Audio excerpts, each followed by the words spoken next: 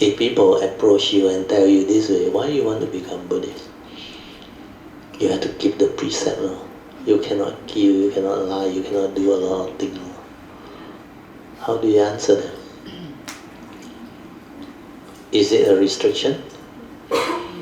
It's definitely not a restriction, but how do you answer them?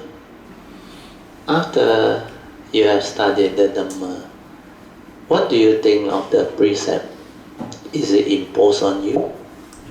Yeah? Is it something that the Buddha imposed on you? No. Definitely it's not, isn't it? How did the precept comes about? It comes about out of the great compassion and loving kindness of Buddha.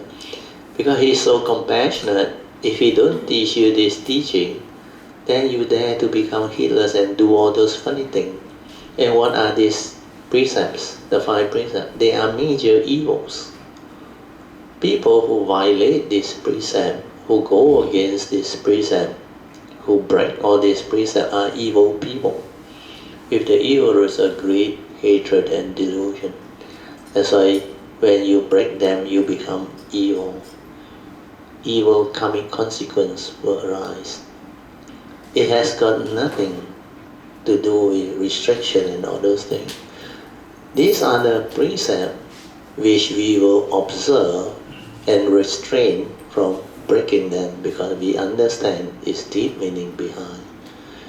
Out of great love and compassion, the Buddha has advised us, basing on the law of karma. Because we reap what you sow.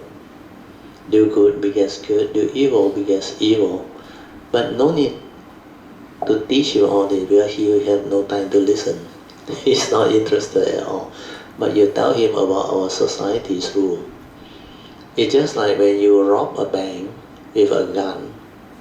If you are caught, the death sentence will be imposed on you.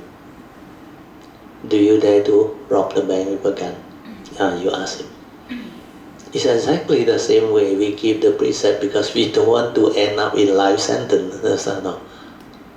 But this is something we cannot do. And these are just society's law. But the nature's law is such. If I harm people, I cheat people, I commit sexual misconduct and all those things, I partake intoxicant, like drugs and all those things. I tell lies to deceive people, to cheat people. What are the consequences of all this? Because these are evil, root of all evil. The nature's law of karma is such. You reap what you sow. Do good begets good, do evil begets evil. So you violate them, you become evil. So the evil karmic friction will fall back to you. And later on you become the victim. People will kill you, harm you, cheat you, abuse you, cause you misery, suffering. Then, because you break the 5th precept, you cause people to be intoxicated, take drugs, drink liquor and all those things. So, when the karmic friction comes, the repercussion is you become the victim. People will kill you, harm you, do all these things to you. Is that what you want? Because it's your life. If that is not what you want, you better keep the precept, like robbing the bank. Don't wait until life sentence, then only regret. If I had known that, I will not do it. By then it's too late. So these precepts are major evil laid down to protect you. That's why I say out of love and compassion for you. You are supposed to develop this understanding so that you don't violate them. Otherwise, when you get into trouble, then only you say, why am I so stupid? If I had known that, I would not have done all these things. But it's already too late. And a lot of people who are heedless, after they get into such trouble, they still don't believe in the law of karma. They still point finger and blame others. So such people are very difficult to advise or help. That's why these people who don't have the Dhamma, they will continue to become heedless. the evil roots of anger, hatred, and delusion continue to become more and more strong. That's how they get into more trouble. The more they react to all these things, the more strong the karmic repercussion is. You can never come out of it until one day when you have had enough, then you decide to change over.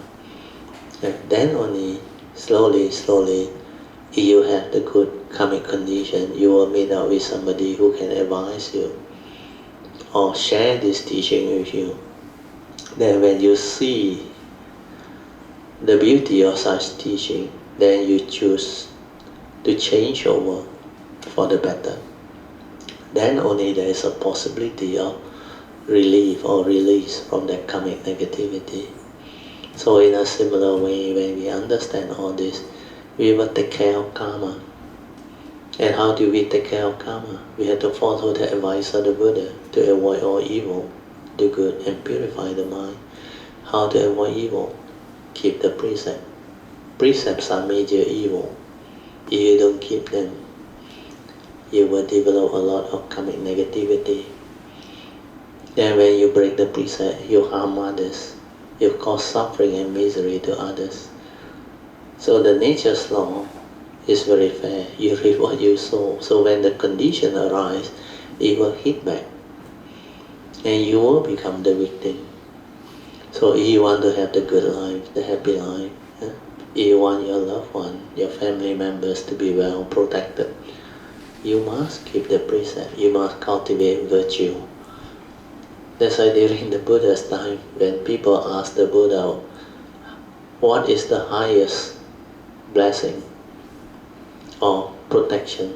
The Buddha just replied, one word, virtue. Virtue is the highest protection. Without virtue, nothing can protect you. Virtue means your goodness, your kindness, your generosity, your compassion. And these are all the wholesome things that will bring about wholesome karmic friction. Without virtue, your life will be miserable. So this teaching is very important, very special, very unique. So when we understand as Buddhists, true Buddhists, we will know how to explain to people why we keep precept. Because we have great gratitude and respect for the Buddha. Out of love and compassion for us, he taught us this teaching. He taught us the precepts, and we can investigate into it. The first precept, take for example, we chant every day, we renew them. Panatipata Veramani Sikkhapadang Samadhiyami. What is the meaning? The meaning is I undertake the training rule, means I train myself with mindfulness, awareness, to abstain from killing and causing harm to fellow living beings. Then we inquire, who kill? Who can do all these things, cause harm and kill fellow living beings? It's only deluded people, selfish people, violent people, angry people, heedless people. And these are all the evil roots of greed, hatred, and delusion. So people with these evil roots of greed, hatred, and delusion, they will break the first precept. That's why we can't do it. If we do it, we end up like them. Then the karmic repercussion is people will kill you, will harm you when there is condition. That's why you can be attacked, you can be harmed. That's the reason why you look in the newspaper. Almost every day there is this news. People get killed. Even in Hong Kong. Yeah. You think all these don't have karmic negativity. Now this like they do all this nonsense. Do you know those protesters who did all these things? They cause so much harm and disruption. In future they are the victim. They will get into trouble too. So whatever you do, always remember you reap what you sow.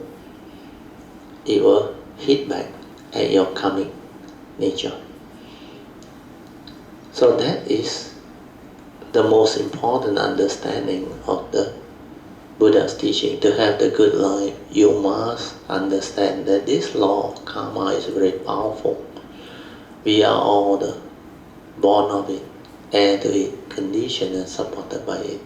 And we are what we are because of this law of karma.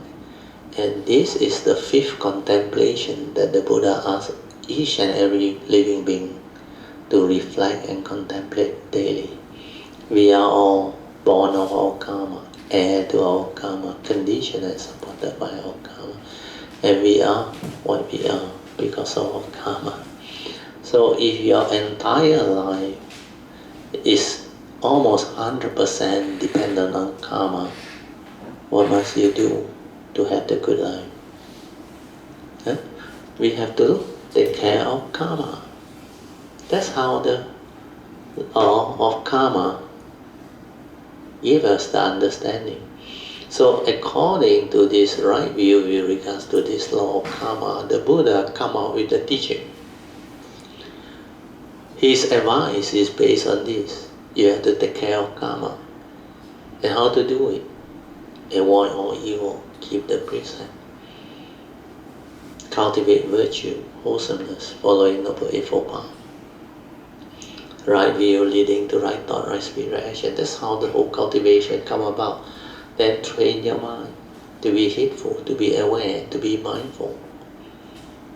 Then only you can see the evil roots of greed, hatred, and delusion. So when you can see them, you can arise the four right effort to abandon them. Then later on with the understanding, you can prevent them from arising. That's why the four right effort will bring about purification of thought process, purification of action, speech, and thought. Not until you have the daily mindfulness developed, sati sampajana, you can never have sense restraint. You can never keep your precept well. So sense restraint need to have sensitivity of mindfulness, the understanding of what constitutes evil, the three evil roots of greed, hatred, and delusion. So this aspect of the teaching is seldom understood by practitioner or cultivator. That's why some Buddhists also complain. Actually, the precept is like burden to them. A lot of things cannot do, like very restrictive, because they don't understand. It's not meant to restrict you. It's meant to help you to develop the meditation, the mindfulness. That's why it's started off by this word. We undertake the training rule. It's a training rule to abstain from doing all those things. So if it's a training rule, how do you train yourself? You have to be mindful that these are evil. Root of all evil. You cannot violate them. That's why you have sense restraint, is where you understand. So sense restraint comes from understanding. Sense restraint leads to your ability to keep your precept. Without sense restraint, you cannot keep your precept. To have sense restraint, you must have initial wisdom, yoniso manasikara. That's why the 10th step of Avijja Sutta again will surface, and it will teach you to develop the understanding accordingly. So while listening to the teaching, the Dhamma, step 2, you develop the initial wisdom, born on the first and second turning wisdom. Then from there, you have faith in the Buddha, Dhamma, and the Sangha. Then you will have the initial wisdom, yoniso manasikara, at the moment of sense experience. Then this yoniso manasikara, the wisdom, will prompt you whenever you confront life, whenever you see something, hear something, smell, taste, tactile, feel or think.